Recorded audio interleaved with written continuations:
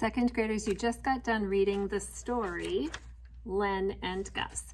And that story was a fable. It's got a moral or a lesson that we're going to learn in that story.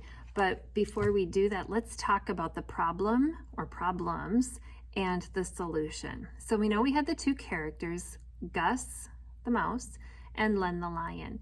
Remember at the beginning, and here we're talking about beginning, middle, and end of our story too. At the beginning of the story, Gus is caught by Len, and Len traps Gus, and Gus is scared.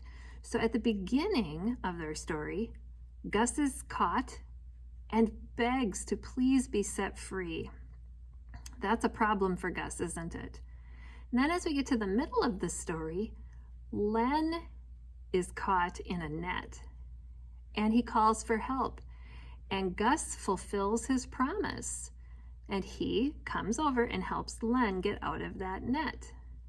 At the end of the story, we have our characters getting along, and we see at the end that Gus, the little tiny mouse, even though he's just a little one, he can still do very important big things.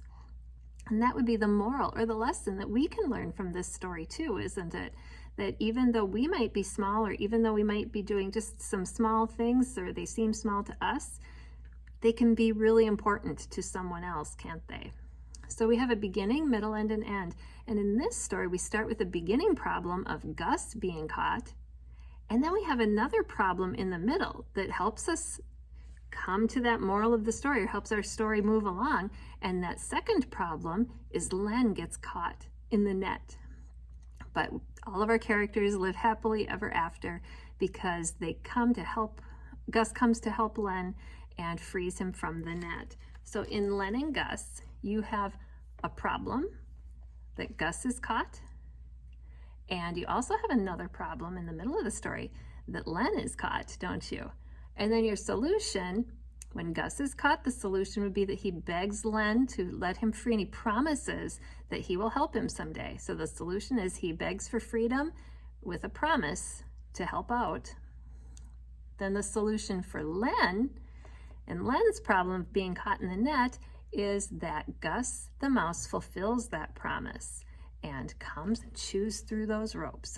Now you might not write all of that down, but you could draw a picture or a quick sketch of the problems and the solutions. Maybe you want to do either one, or if you want to divide it into two sections, you could divide those boxes into two smaller sections.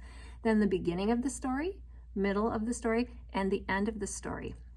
As we read a fable, we always have a moral or a lesson that we're learning, and I would like you to think about that lesson of the story today. Have a great afternoon.